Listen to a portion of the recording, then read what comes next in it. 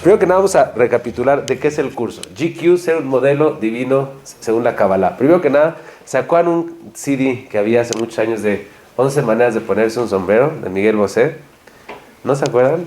Yo siempre digo que me gusta cacherizar lo que sabía antes. Esa es mi filosofía. Todo lo que vi secular lo cacherizo. Entonces, cuando estaba pensando en cómo volver a explicar este curso, hay 11 maneras de ponerse un sombrero. Este curso es las 13 formas de lidiar con nuestras faltas. Dios, según la Kabbalah, nos tiene una increíble gama de alternativas y soluciones a cómo lidiar con el problema más profundo que Dios tiene que lidiar todos los días, que es, Dios nos quiere dar, Dios quiere darnos la oportunidad de tener una relación con Él y construir esa intimidad espiritual con Él. A su vez, Dios es bondadoso, pero es justo. Y justo significa que las cosas obviamente tienen consecuencias. Entonces Dios tiene un problema muy grande todos los días. ¿Cómo hacer y combinar su justicia con la bondad? ¿Por qué? Porque si solamente es justo, pues cuando una persona, como en cualquier negocio, si alguien roba, pues lo corres. ¿Por qué? Porque no sirve en el negocio. Si nosotros todo lo que nos da Dios es para utilizarlo espiritualmente, ya estaríamos fuera del mundo. Por otro lado, si solamente es justo, si es pura bondad, pues entonces no hay chiste. Entonces toda esa increíble gama de problema que Dios tiene que leer todos los días, este libro la viene a contestar. Es las 13 diferentes formas con las que Dios se maneja a sí mismo, aunque tiene que ser justo con el comportamiento del ser humano, tiene que combinar la bondad y de esa forma hacer la mezcla de lo que se llama misericordia, cómo generar esa paciencia hacia el semejante. Y todo eso, ¿por qué es importante saberlo? Porque según este gran libro, el Tomer de Borah, todas esas formas las tenemos que nosotros aplicar a nuestro semejante. Cuando una persona falta hacia nosotros, cuando una persona nos queda mal, cuando una persona nos insulta, cuando una persona, pues obviamente no es lo que tendría que ser. Tristemente nosotros normalmente manejamos nuestra realidad con ellos de cortorrelación, ya no los quiero, me alejo, etc. Viene el libro a decirnos que si el creador del universo no lo hace contigo, tú no lo puedes hacer así con los demás. Ahora, lo que me doy cuenta, y es la novedad, que lo he dicho, pero esta vez lo tuve más claro, es que es el libro más importante de amor, porque ¿qué es amor? Es el compromiso entre las cosas que no van como uno quiere. Y vean qué interesante esto. El nuevo concepto que entendí, lo que es amar a una persona o cómo escoger pareja, vean lo que es cómo escoger pareja según esto. Tengo que encontrar una persona lo suficientemente valiosa que esté yo dispuesto a lidiar con todas sus faltas porque sé lo que realmente es. Vean la diferencia cómo uno tiene que escoger pareja. El judaísmo dice que Dios, ¿cuál es el amor de Dios a nosotros? Que sabe perfectamente el valor que tenemos, que entonces por lo tanto invierte y tiene paciencia en nuestra transformación. Vean qué diferente forma de ver el amor. Uno ve el amor, si ya no me sirve, que se vaya por un tubo. Si ya no es lo que yo quiero, pues ya no me interesa. Según esta definición, el amor es lo siguiente. Estoy dispuesto a mantenerme en una relación porque el amor que le tengo a la persona, producto del potencial que es, me hace tener paciencia en su comportamiento. Eso es la naturaleza de lo que es amar a alguien y por lo tanto todo este libro es un libro que si uno lo entiende es todas las diferentes estrategias que Dios tiene hacia nosotros por el amor, es decir, por la paciencia que tiene nuestra transformación. Ese es el libro. Ya llevamos hasta ahorita 8 diferentes estrategias que Dios tiene hacia nosotros y nada, vamos a repasar la última de la semana pasada y entrar al tema profundo de hoy.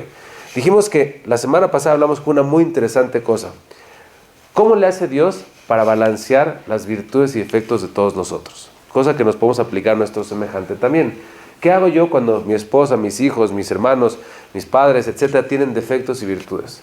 La pregunta de la vida es ¿a qué le doy proporción y de qué forma? Viene el libro y nos explicó algo increíble. ¿Cómo le hace Dios? Dios a nuestros pecados o cosas negativas los minimiza y a las cosas buenas, positivas, mitzvot, etcétera, las pone muy elevado y las tiene siempre frente a Él. ¿Cuál es la lógica de Dios? Dios sabe que las cosas positivas o espirituales que hacemos son eternas y las cosas instintivas y físicas que hacemos son mundanas. Eso cómo se aplica a nuestro semejante de una manera muy increíble. Cuando mi esposa hace algo muy bonito para mí, ¿dónde lo pongo? ¿En lo que realmente es ella?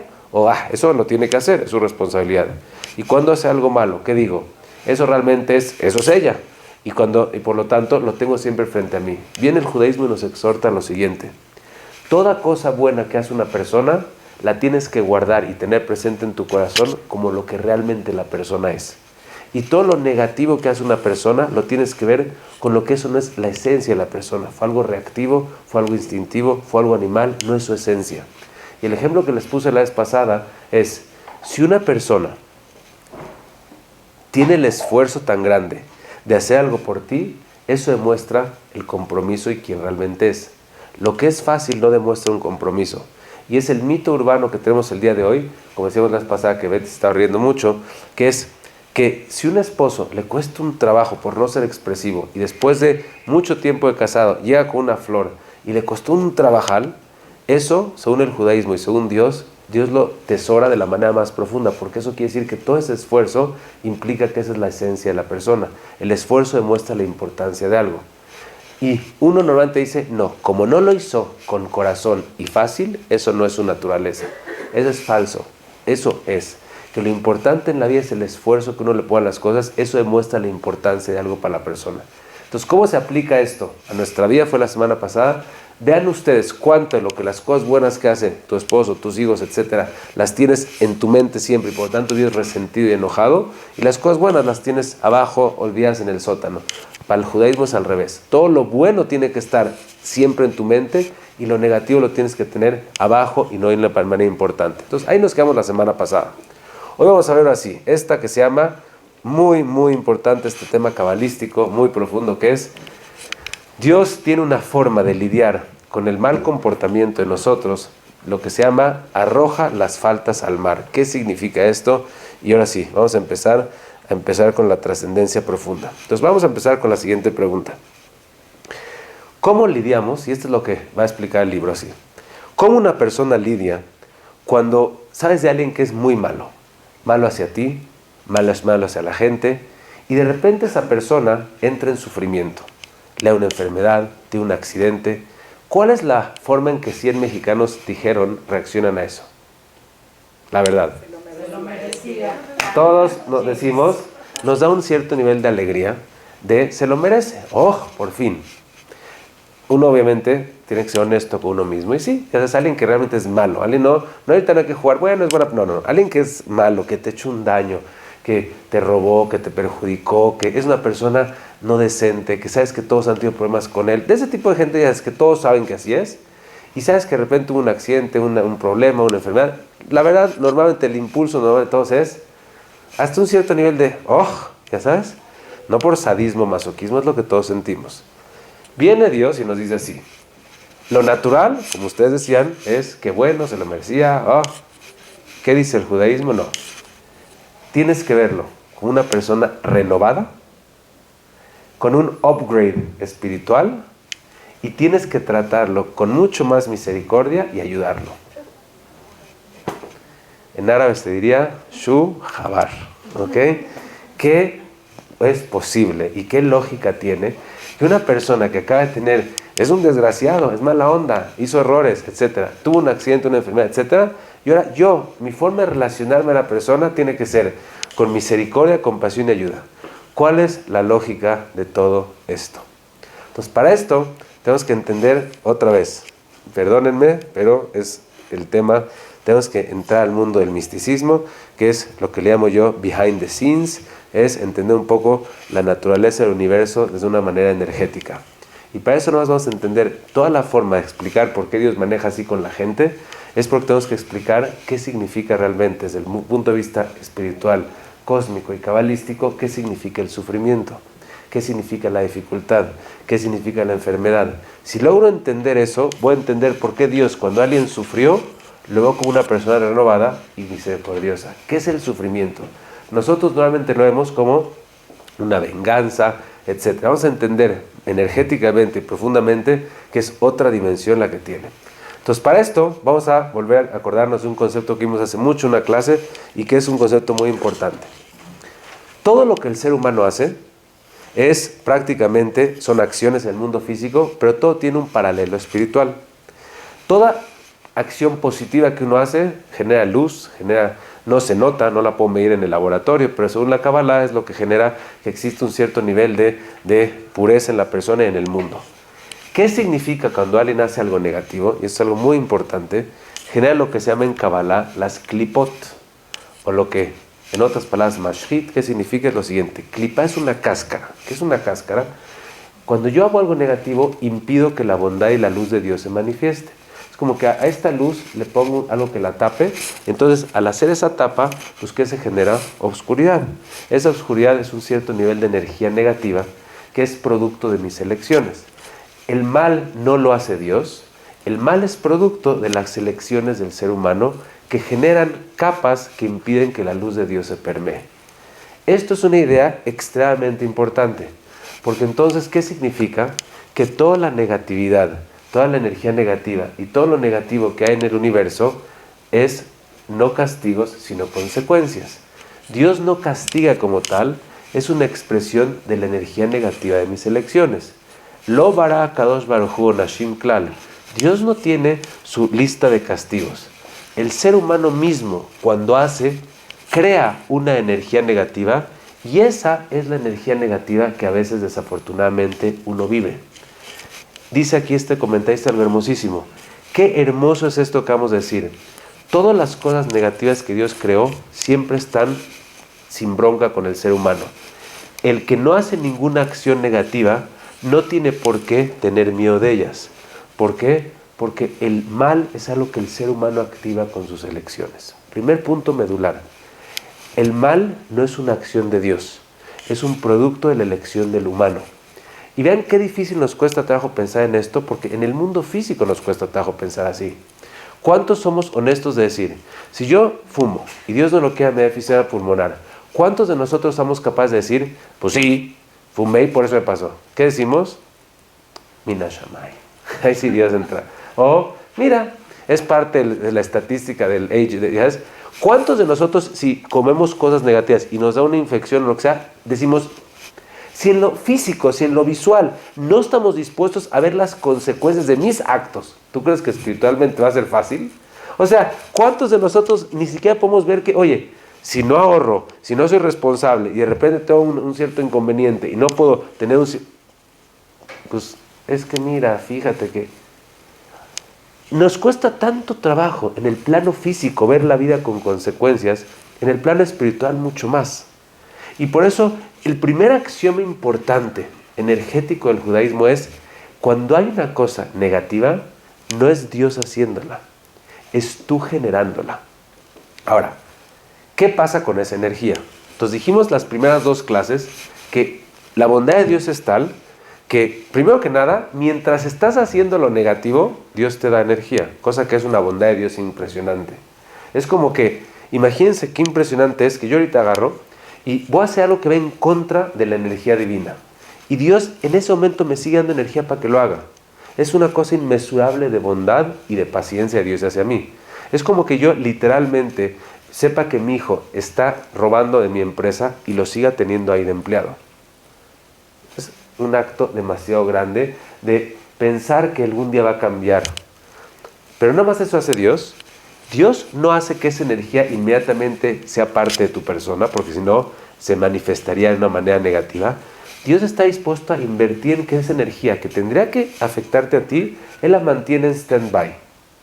Entonces, Dios, ¿qué hace con la energía negativa que uno hace? No nos afecta, porque la gente me va a decir, oye, si fuera que así funciona, entonces ¿por qué cuando hago algo negativo no me sale un problema o lo que sea? Porque Dios, ese es justamente lo increíble de Dios. Es tan sabio, tan misericordioso, tan bondadoso, y ver la perspectiva que está dispuesto a tenerlo en stand-by para ver qué va a pasar contigo. Desafortunadamente, hay un momento en que esto se puede expresar, y eso es lo que se llama, en palabras coloquiales, dificultades y sufrimiento. Cuando a veces, desafortunadamente, ya es demasiada la energía negativa que uno generó con sus acciones, no es algo que Dios generó. A veces, desafortunadamente, Dios se ve en la necesidad de darte un poco de esa energía, que esa energía, pues hasta cierto punto, se cobre lo que tú creaste, porque no es cosa que Él creó. Ahora, ¿y cómo funciona? Ya nomás que brillante. Funciona así. Dios solamente le da a esa persona en un concepto que se llama Midá Keneged Midá. ¿Qué es Midá Keneged Midá? Dios es un educador, no es un vengador. ¿Qué significa? Aquella cosa con la que la persona desafortunadamente pecó o hizo lo negativo, Dios entonces trata de que la energía negativa se refleje en eso que uno hizo. Si uno hizo algo negativo con la boca, puede ser que le pase algo en la boca. Si uno hace algo negativo con las manos, en los pies, todo lo hace de una forma en la que, aunque esa energía negativa que tú creaste, no la pone así nada más, sino trata de que esa energía exprese la dificultad en algo que te haga despertar. Tajlit Kavanato, ¿qué es lo que Dios quiere? Shemitoja y Surim, por medio de esa dificultad, la persona entienda y sepa qué es lo que hizo para que se arrepienta y cambie. Entonces, vean nomás, primero que nada, cuál es el sistema energético. 1. El ser humano hace energía negativa, no Dios. 2. Dios tiene paciencia, mantiene. Pero ya que es un momento que Él considera que tiene que empezar a expresarse, entonces ve la forma en cómo te lo va a dosificar, de la forma en la que, en donde lo vas a aprender, si es que reflexionas, te quiere hacer realmente una introspección. ¿Cómo tendría que una persona hacerlo? La verdad, digo, es niveles grandes, pero lo estamos aprendiendo acá. Pues cualquier vez, por ejemplo, que uno tiene algún problema, vamos a hacer lo que es, antes de decir, ¿qué es un problema? Uno ya se va directo a pensar en cáncer. Vean la mejor definición de lo que es sufrimiento. ¿Qué es sufrimiento? Todo lo que sea contra tu voluntad. Vean nada más esto. ¿Qué se llama Isurim o dificultades? Kol shu neget retzono shel adam. Vean qué increíble. ¿Qué es para una persona un sufrimiento? Cuando tienes muchas ganas de algo y no pasa. Esa es la definición de sufrimiento. ¿Por qué? Ahí les va por qué. ¿Cuál es la raíz de la razón por la cual los seres humanos hacemos errores? Por la arrogancia. ¿Cuál es realmente la raíz de todos nuestros errores? El no estar dispuesto a ver que hay algo fuera de mí. Eso se llama arrogancia. Es decir, como no me interesa que Marlboro me pueda enfermar, porque yo no me voy a someter a la nicotina que me digan qué hacer, yo fumo. Como a mí no me interesa que me digas que el colesterol me hace daño, hasta cierto punto es un nivel de arrogancia tal que no estás dispuesto a ver la realidad de las cosas. Es decir, lo importante es tu voluntad. ¿Qué es lo que hace Dios para educarte a eso? Hace cosas desde las más chiquitas para enseñarte que tu voluntad es lo más importante. Al grado, que dice el Talmud, que sacar de tu bolsa 5 pesos si querías 10, ya se llama un sufrimiento. ¿Por qué? Porque tienes que volver a sacar otra moneda. Y te está educando ¿a qué? A que la voluntad absoluta no es la tuya. ¿Cuántos de nosotros el error a problemas de matrimonio con nuestros hijos es pensar que yo tengo razón? Eso me mete en problemas. ¿Cuánto el problema de salud es porque yo voy a definir lo que es importante? ¿Cuánto el problema de la espiritualidad es, oye, yo voy a definir lo que Dios quiere de mí, no él? ¿Cuál es la forma que Dios nos va educando a eso? Nos va poniendo situaciones donde, ¿qué crees? Not so fast, buddy.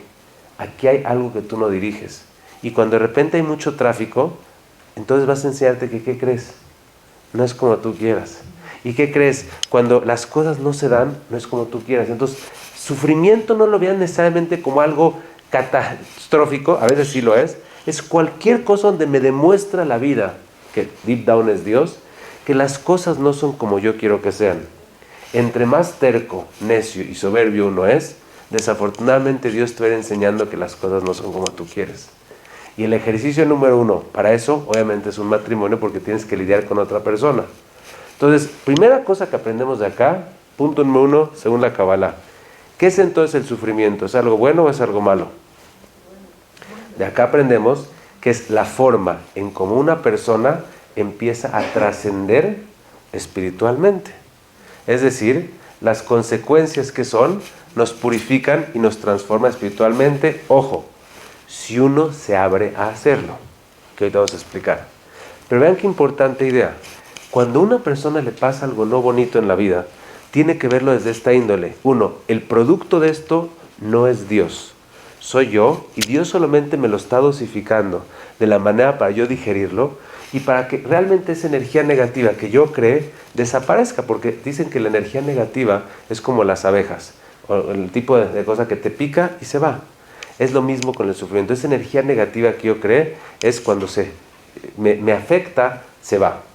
Entonces, hasta ahí, punto número 1. ¿Está claro hasta acá? Porque vamos a construir un punto mucho más complejo. ¿Vamos bien? ¿Valen la pena las 22 horas hasta ahorita? ¿Cuántas horas preparé la clase, Tessy? Diles. Ok, ahora, vamos a la pregunta más difícil. Ok, ya vimos que todo es así. Pero ahí les una pregunta en el plano macro. Y aquí empieza la pregunta del libro ahorita. Ok, ¿qué culpa tienen los instrumentos que nos hacen daño si el origen de todo eso somos nosotros? ¿Cuál es la pregunta? El pueblo judío, por decirlo así, hemos tenido muchos enemigos a lo largo de la historia. Hemos sido un pueblo lleno de dificultades. Según la filosofía judía, y lo que les acabo de decir, pregunta el libro algo muy interesante.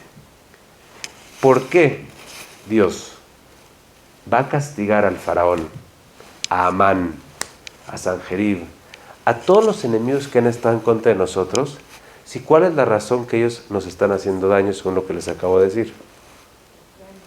Somos nosotros. Entonces, a ver, si Paró tuvo fuerza de hacernos daño porque nosotros hicimos algo negativo, yo creo que Paró tendría que merecerse un monumento y decirle gracias, Paró. Si Amán tuvo fuerza porque nosotros erramos en nuestro comportamiento, ¿por qué Amán acabó colgado? Tenemos que decirle Hazak Baruch, Shkoyach. Porque no lo hicieron por nuestro bien. ¿En qué depende quiénes son nuestros enemigos? ¿Por qué castigar a los enemigos? Son mensajeros de Dios, debemos darles crédito. Y si ya recibimos el mensaje, pues ¿sabes qué? Vamos porque ya uno recibió el mensaje. ¿Por qué no ya? Nada más que Paró se quede en el Nilo asoleándose. Esta pregunta es una pregunta que nos va a poner a entender algo extremadamente importante de la historia, de cómo entender la vida. Se les he dicho muchas veces la historia famosa de la persona que se me acercó, ¿se acuerdan del argentino? Los que han venido acá 7 años se la tienen que acordar. Betty, más te vale. El argentino en la Ciudad Vieja. Ay, sí. Ya ven, no me pela. Okay. Entonces, el argentino en la Ciudad Vieja se me acercó un argentino y me dijo, ¿vos sos rabino o sos judío? Le dije, sí. Me dice, decime una cosa, ¿vos cómo podés seguir creyendo en el judaísmo? Digo, ¿por? Me dice, sí, por favor, han sufrido todo.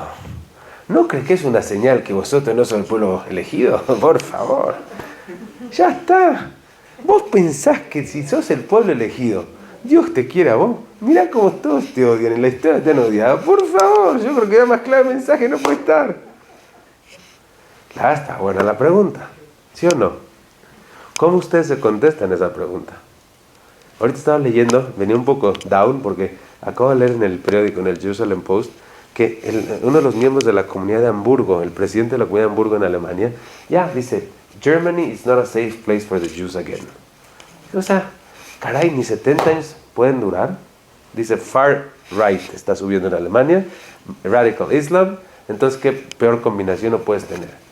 Entonces, mi amigo argentino, yo creo que si me vuelve a ver, me dice, no más, ¿qué más quieres? Entonces, fíjense, vamos a entender algo increíblemente importante. ¿En base a qué y por qué es que el pueblo judío ha tenido enemigos y ese tipo de enemigos y por qué han sido así? Viene la Kabbalah, la filosofía judía nos dice lo siguiente: los enemigos de nosotros son espejos. Lo que les acabo de enseñar en el micro es también en el macro. ¿Qué dijimos en el micro? Dios, cuando hacemos energía negativa personalmente, esa la almacena y a veces nos las pone de regreso para educarnos y ver en qué tenemos que reflexionar. Esa misma forma de cómo maneja el ser humano, la maneja en el pueblo judío. Y vean qué frase tan interesante. Todo lo que nos pasa en el Galut, mientras estamos en la diáspora, viene a despertarnos, a enseñarnos o a traernos a un tikún personal y como pueblo. Todos los castigos o consecuencias que Dios manda son formas de corregirnos. Y esta es la parte fascinante. Cómo Dios se dirige con el pueblo judío es midá keneged midá. ¿Qué significa? Manda al enemigo a castigarnos de la forma en como nosotros pecamos. Vean esto, esta es una frase de oro. Cuando uno observa a los enemigos que hemos tenido a lo largo de nuestra historia, realmente son un espejo extremo de lo que nosotros estamos errando en nuestra persona. Vean esto. Esta filosofía es increíble. Hasta si la quieren ver nada más como teórica, pero es algo increíble. Según lo que les acabo de leer, y les lo voy a comprobar porque no puedo nada más quedarme ahí, cada enemigo que hemos tenido como pueblo no es nada más como que, ay, de repente fueron los griegos, ay, de repente fueron los persas, ay, de repente fueron los egipcios. No funciona así. Quiere decir, según esto, que nuestros errores generaron esa energía negativa que hizo que uno de estos pueblos que tenía esa energía negativa sean los que salgan a nuestro ataque, y la manera de corregir nuestro error es viendo quiénes son ellos y cómo nos atacaron. Toda nuestra historia es un espejo de nuestros defectos. Imagínense ver la historia así. Es toda una serie de educación a nuestro pueblo para identificarnos nuestros errores. Y vean esto, ¿en qué dependen las diferentes galuyot, diferentes enemigos en la diáspora? Según el contenido de nuestros errores que hicimos. Entonces, ¿cuál es la forma de corregirlo? Observa al enemigo y ve lo que tienes tú de eso. Vamos a ver cómo ha sido así a lo largo de la historia. Vamos a hacer un tour de la historia del pueblo judío para que lo vean. Y hicimos todo un curso, ¿y se acuerdan? De Gaza. Toda la forma como nos están atacando en Gaza. Hicimos todo un curso de casi 10 veces de entender lo mismo. Pero vamos a entender cómo esta idea es muy interesante.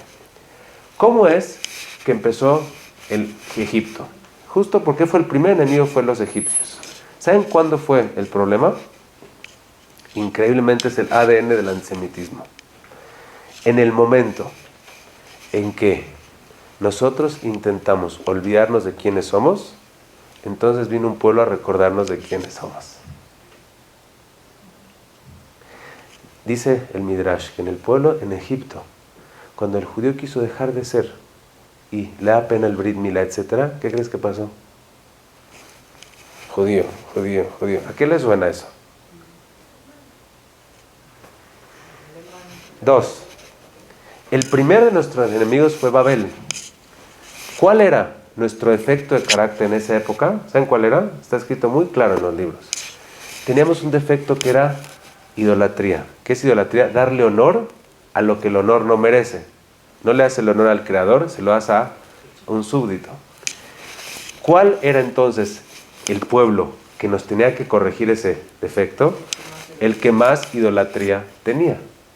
Y entonces, ¿cómo funcionaba? Si nosotros teníamos idolatría interna y honor a lo que no debe de ser, ¿quién nos vino a atacar? El pueblo más idólatra y al que más se le tenga que someter al honor. ¿Para qué? Para si luchas contra eso y sobrevives, te corriges internamente. Next. El segundo imperio que fue nuestro enemigo fue el persa. ¿Cuál era nuestro error interno? Era un placer desmesurado en placer físico y económico. Es la historia de Purim. ¿Se acuerdan qué es lo que pasaba? Estaban todos disfrutando. ¿Quién fue entonces el imperio que nos vino a probar eso? El imperio más feltán, el más reventón, el más desbordado. ¿Para qué? Para que a ver si eres capaz de, en un imperio que tiene tu defecto de carácter, sobrevivir y corregirte. Next. Los griegos. ¿Cuál era nuestro defecto de carácter? Era un judaísmo externo, completamente carente de sentido y meramente cultural. ¿Qué representan los griegos? La cultura, el glamour, lo externo, carente de contenido. ¿Quién te viene a atacar?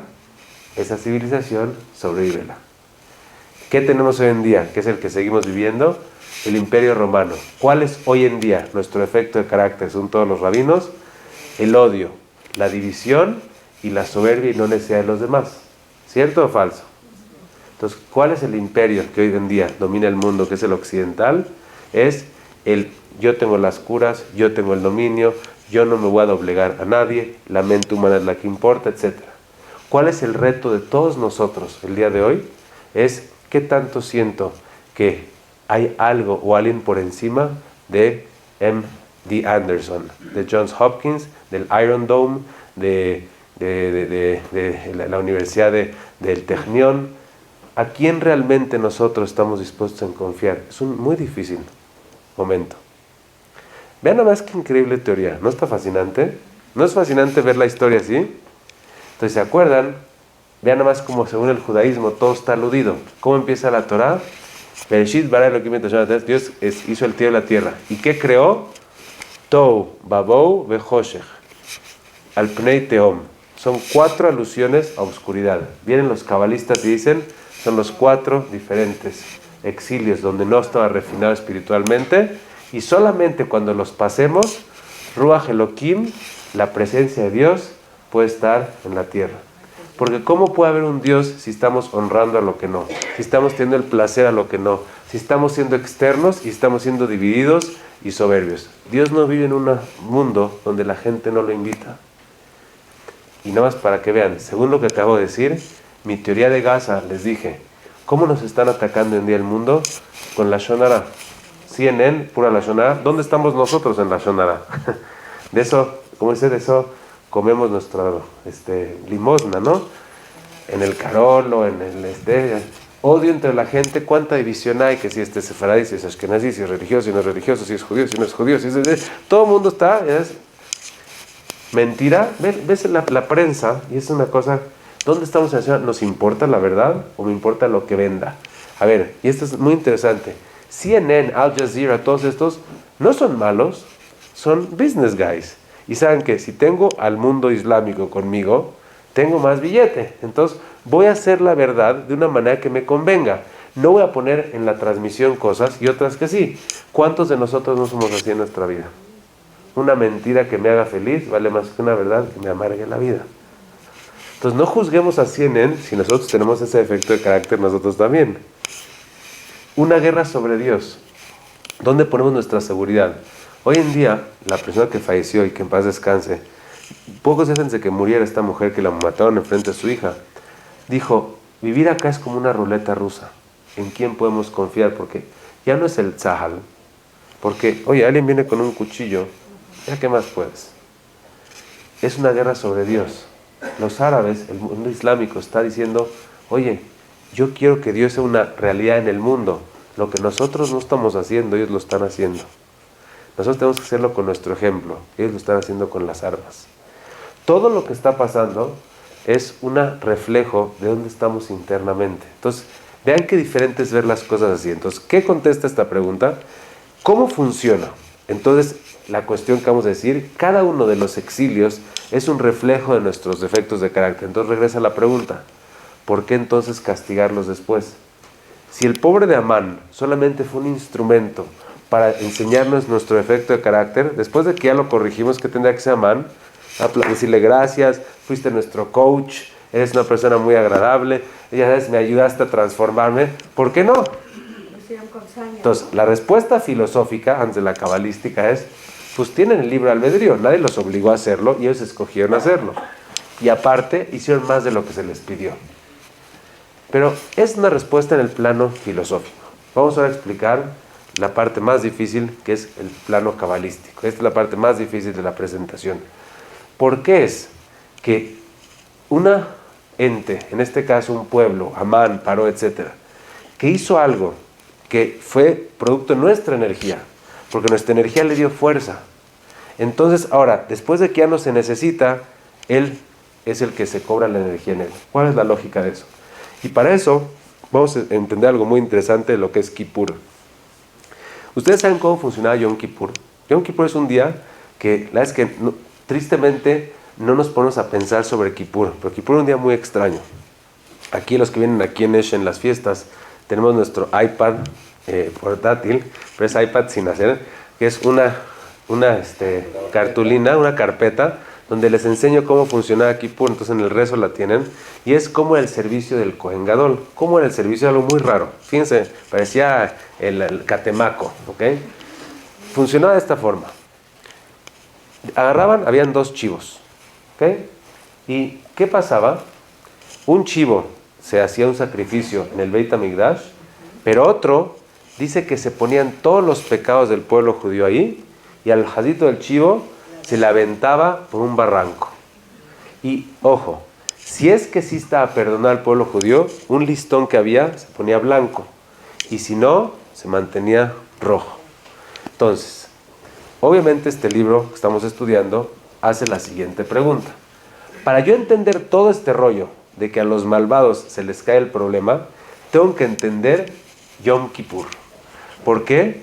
Porque la filosofía profunda de Kippur es que el chivo que se iba al barranco cargaba y se llevaba toda la energía negativa del pueblo judío. ¿Cómo funciona eso? ¿Cómo funciona que todo lo malo que hago yo, de repente le hago Hakuna Matata? ¿Sabes? Yo era el pobre chivo, ya tiene todo mi rollo. ¿Cuál es la lógica de eso? ¿Cuál es la profundidad de Es eso? lo mismo que dices que Dios no castiga al malo con una tragedia después. Pero el pobre chivo, si yo hice muchas cosas negativas, el pueblo hizo muchas cosas negativas, ¿cómo toda esa negatividad se la puedo pasar a un animal? ¿Cómo es posible? Y más que eso, ¿nunca se han puesto a pensar cuántos de ustedes se sienten cómodos con la idea de sacrificios? Es como que, qué raro, ¿no? Así hay un error. ¿Cómo funcionaba? Cuando decimos que queremos que venga el Mesías, es que hay el Beit HaMikdash. A ver, ¿cuántos de ustedes quieren la siguiente idea? Que Dios no lo que hace es un error y te dicen, ok, un elal a Israel, y vas a agarrar y vas a comprarte una vaca, vas a hacerla así, vas a decir todos los errores que hiciste y la van a sacrificar. ¿Cuántos de ustedes quieren eso? Porque la gente cree que el Mesías significa, vamos a llegar va a abrir Four Seasons en Tel Aviv, ya no nos van a ver. O sea, es más, es un Beit HaMikdash. Y ahí hay sacrificios. ¿Quién quiere poner un sacrificio así? Pues vamos a entender ahora sí mucho más profundo cómo funciona. Y ahí les va. La mística del proceso.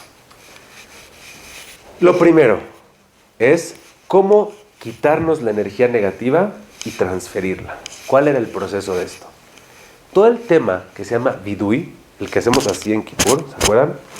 No es lip service. Y cada Kippur lo digo acá y lo digo en las clases pre-Kippur. La única forma que funciona el arrepentimiento genuino es tomando conciencia y arrepentimiento interno que hice mal. Al grado que tengo que llegar y Dios realmente decir, testificar de mí, que estoy tan arrepentido que si tuviera un Sefer Torah y juro, estoy diciendo la verdad. Vean lo que significa la forma energética de sacarte todo lo negativo que hiciste. No puede ser así. Perdón, hablé la shonara. Hablé mal. Comí lo que no debería. ¿Tú crees que así funciona? Si así no perdonas a tu esposo, ¿cómo crees que Dios te va a perdonar a ti? ¿Qué dice el judaísmo? Lo primero que tienes que hacer es vidui. ¿Qué es vidui? Como dice aquí, según el misticismo, zrika. Tienes que sacar toda esta energía de ti. ¿Cómo la vas a sacar? Tomando conciencia y dolor profundo de que esto que hice no lo hubiera querido hacer. Vean cómo eso sí es un cierto tipo de desintoxicación, porque estoy diciendo, si uno llora, si uno acepta, si uno verbaliza que no hubiera querido hablar mal, no hubiera comido lo que no comer, no hubiera querido manejarme de esa manera y lo siento, lo lloro, hasta sientes que, como dice la gente, me liberé, ¿no? Es la expresión. ¿Qué es me liberé? Todo esto que me estaba todo el tiempo haunting, que me estaba cazando, lo pude sacar de mí. Paso número 1 del proceso místico es saco esa energía de mí. Paso número 2, que es el más interesante, me digo a mí mismo, estoy consciente, y ojo, lo decimos en el Mahzor, me acabo de dar cuenta que en el Mahzor de Kippur es lo que decimos, nadie nos damos cuenta, pero dices lo siguiente, ya me arrepentí, estoy muy decepcionado de mí lo que hice, pero estoy consciente que mis acciones han generado energía negativa en el mundo y en mi persona, y estoy consciente que esto puede cristalizarse en cosas difíciles para mí. Lo único que te pido es que sean de una manera en la que las pueda yo digerir y que no afecten mi espiritualidad. Esto pides en el Mahzor, Vean nomás qué increíble. Cuando una persona se arrepiente, después de lo que explicamos, ¿qué es lo que estás diciendo? A ver, es como si una persona fuma y dice, estoy consciente que fumé. Me arrepiento en el alma de haber hecho tantos años esto. Pero estoy consciente que tengo un impacto en mis pulmones. Te pido, por favor, que el impacto sea lo menos posible, pero sé que tengo un impacto y lo acepto. Eso lo haces ahora espiritualmente. Y vean qué fascinante. En el momento en que uno acepta y está consciente de que esta energía la generé yo, me arrepiento en el alma de haberla hecho, y estoy consciente y acepto que esta energía me tendría que venir a mí, entonces estoy consciente que el sufrimiento es la forma de quitar mi desconexión entre Dios y yo. Esa es la desconexión y es el sufrimiento. Es como quitar esa desconexión, porque todo lo que hago negativo me desconecta, priva la luz. Y vean más otra forma de ver las cosas. Y eso, estoy pensando, aunque no lo crean, el siguiente curso, uno después, este año ha sido un año de bastantes dificultades en gente cercana, en mis suegros, ahorita en la familia de Mauricio. Y justamente estoy pensando en un curso de cómo uno tiene que ver el sufrimiento. ¿Cómo uno lo tiene que ver? O sea, ¿cómo digieres las dificultades? O sea, ahorita estoy hablando así, pero, a ver, ya, quita todas las cosas.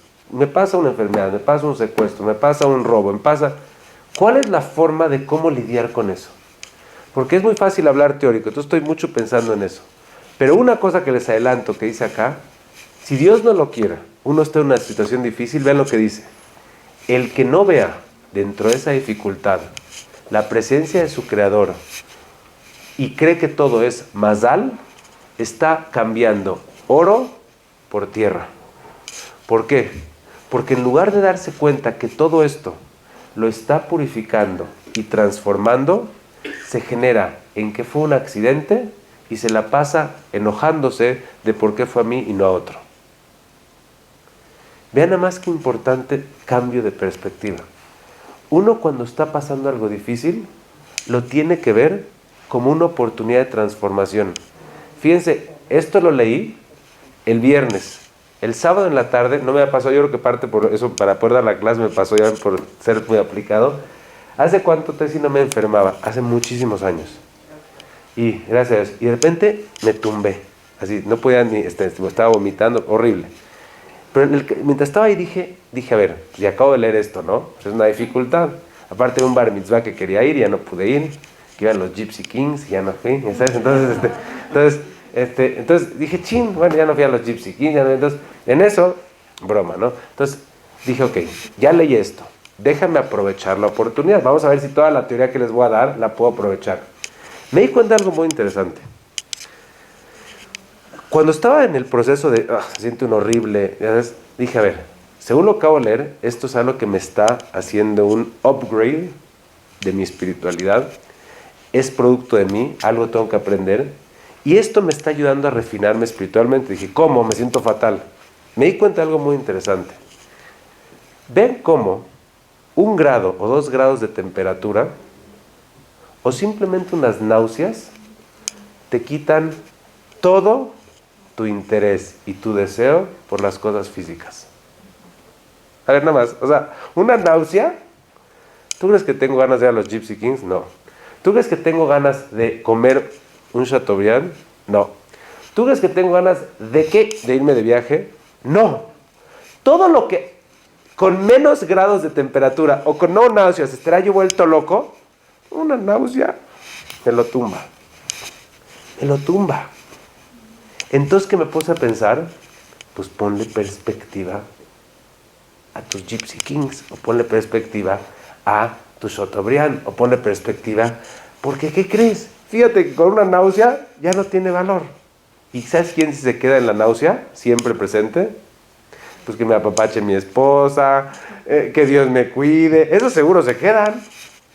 Entonces, en prioridades, esa simple experiencia me educó a 2 cosas así. Así,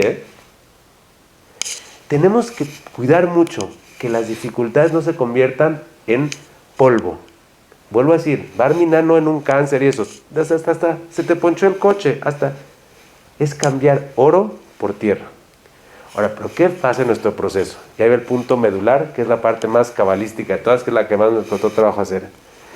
Dijimos que, ¿cómo funciona pasar los pecados al chivo? Dijimos, 1, sácalo del sistema con tu arrepentimiento. 2, tienes que estar consciente que tendrías que esa energía, tenerla tú, y nada más, por favor, dosifícamela. Viene Dios y hace una increíble jugada espiritual con nosotros. Y nos dice, ya, y eso ustedes lo hacen con sus hijos, ya que vi que te arrepentiste, y ya que vi que estás dispuesto a tomar responsabilidad por las consecuencias, ustedes como papás, ¿le dan la consecuencia a sus hijos o no? ¿A ese nivel o se la dosificas? Y ojo lo que dije, Betty. Si tu hijo agarra y lo ves llorando, no para que le quites la consecuencia, es muy importante.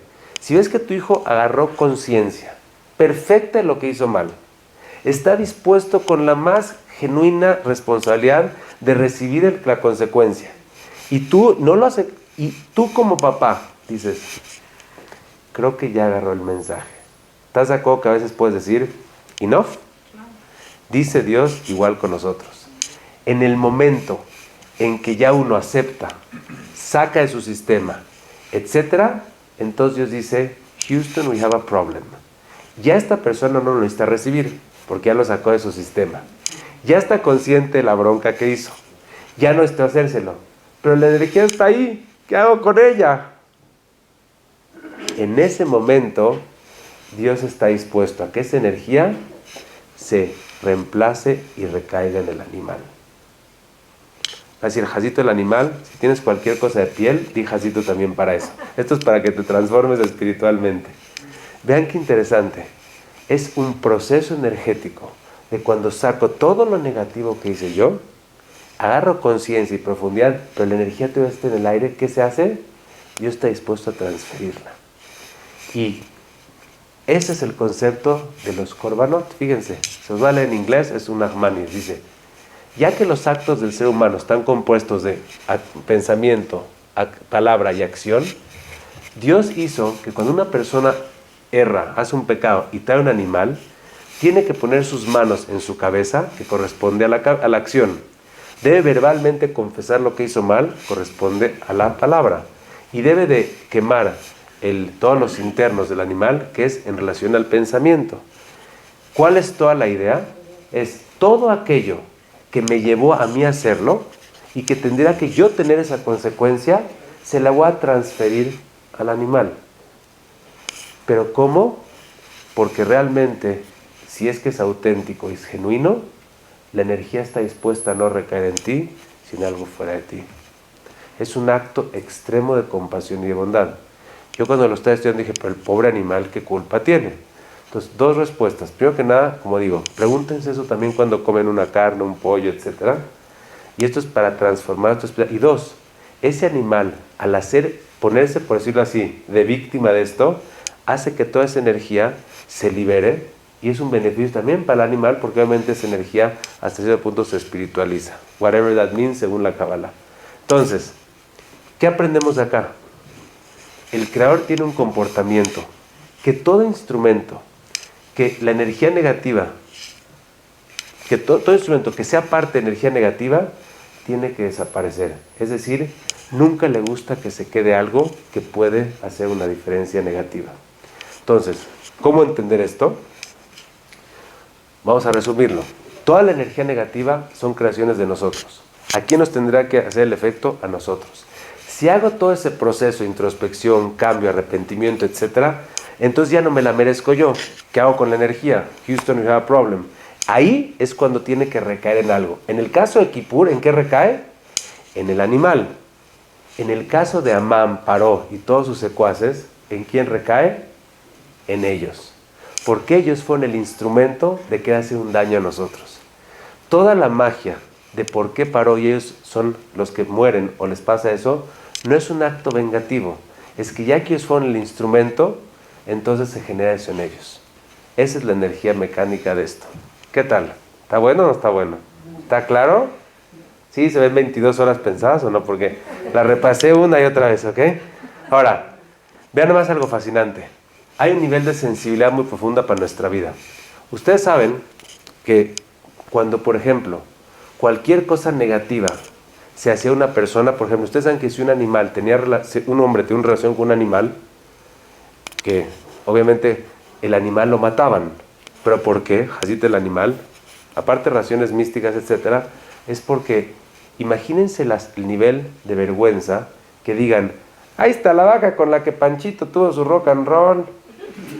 O, oye, imagínate que todos digan, esa es las vacas que son sexys para la gente. O sea, Dios es una mitzvah de la Torah, ¿eh? Cualquier cosa que le hizo un daño a un humano, aunque el humano lo escogió, lo desapareces para evitar la vergüenza y evitar la asociación y el dolor por el recuerdo. Eso para nosotros es muy importante. Si tú sabes que a tu esposo no le gusta que tengas en Facebook a tu galán de toda la vida, lo quitas y lo borras, ¿ok? Si es que tú sabes que las cartas de su primera novia las tiene almacenadas en la casa, no las guardas, ¿ok? Cualquier cosa que le pueda generar cualquier tipo de dolor o asociación a una persona no debe estar presente, así como Dios no quiere que esté presente las cosas que nos generan un daño, ¿ok? Entonces, ¿cómo se aplica todo esto al semejante? Pues vean nada más. Viene el libro y dice así: con esta virtud tiene que uno comportarse a su semejante. Inclusive que sea un malvado y esté en el sufrimiento, ya no lo debes de odiar porque ya se está purificando con la dificultad. Sino al revés, tienes que acercarte, tienes que tener compasión y trata de ayudarlo. Y no le digas lo que todos decimos: su pecado le generó eso. Vean nada más qué cambio de percepción. Si Dios no lo quiere, ves una persona que te cae pésimo, desgraciado, infeliz, todas las cosas, y sabes que fue malo, y dices, pues sí, así le pasó, ja, ja, ja, que eso ahora se aguante. ¿Sabes lo que tienes que pensar? El Creador ya lo está dosificando, está en ese proceso de transformación espiritual. Tú no juzgues si sí o si no, etcétera. Entonces mi responsabilidad es acercarme, ayudarlo y empatizar con él. Ya no ser más mala onda que lo que él ya se creó. Como diría el de Musk, how about that, Mr. Dalen Mustafa? O sea, eso obviamente nos habla de un nivel supremo de sensibilidad. Casos de la vida real. A ver, ¿qué hacen los siguientes casos? Un enemigo tuyo tuvo una vergüenza pública, se enfermó, perdió dinero, está en problemas. ¿Qué haces? Desde, te dije, todos la pagamos en esta vida, querido. No. Desde, se la vi, de triste la vida artista. No. Todas esas no. ¿Qué tratas de hacer? Si quieres, nada más dile, ¿te puedo ayudar en algo? Pero ¿cuál es tu actitud? No un hipócrita. Es, todo esto ya está siendo parte de su transformación espiritual. Ya está viviendo este proceso. Yo no tengo por qué ser más mala onda de lo que él tiene que ser. Yo también, como algo que se los puedo entender para más práctico, no un enemigo, yo lo entiendo también así. Nos estamos platicando con un rabino este ejemplo. Imagínate que agarra a tu esposa y le dices, porfa, nunca dejes de ir al súper y llévate siempre dinero en la tarjeta, etc. Y va y no la lleva y no trae dinero.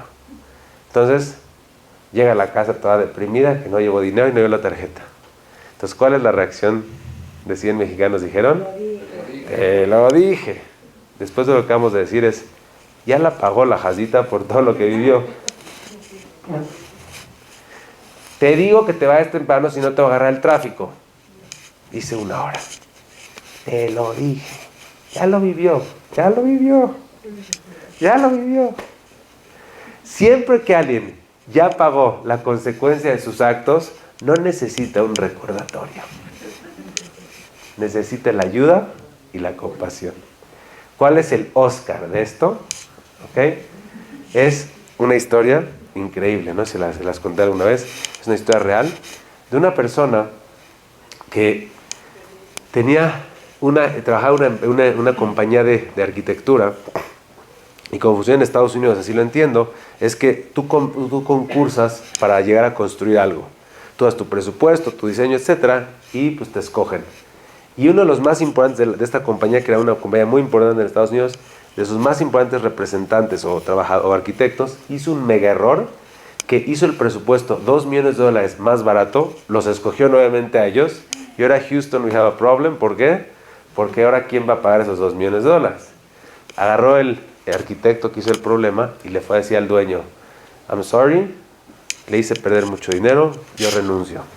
Porque obviamente este daño es un daño muy importante y yo asumo responsabilidad.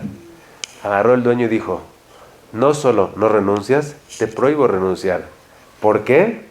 Porque a partir del error que hiciste, estoy seguro que de aquí en adelante nunca lo vas a volver a hacer. Smart cookie. Si es un buen empleado, de ahí en adelante, créeme que va a checar. Entonces, si por sí era bueno y ya tuvo esta consecuencia, ahora no más eso, te apoyo y te dejo estar acá. Eso es el Oscar de lo que acabamos de decir. Es que alguien que te afectó a ti, te hizo perder a tu empresa $2 millones, esto es real, tuvo la capacidad y la cabeza de ver, a ver, correrlo, igual no me los va a regresar el dinero. Correrlo, ¿de qué me sirve? La vergüenza y el dolor ya lo está sintiendo. Y eso me garantiza a mí que seguro todo lo que haga no lo volverá a hacer. Vamos a resumir. El origen de las dificultades son nuestras acciones a nivel personal y como pueblo. Siempre hay que vernos hacia nosotros. En el momento que uno recibe poco de sufrimiento o se arrepiente, la energía negativa que uno creó se cobra en aquello que quiere hacerle daño o se puede transferir a otro objeto, son lo que son los sacrificios.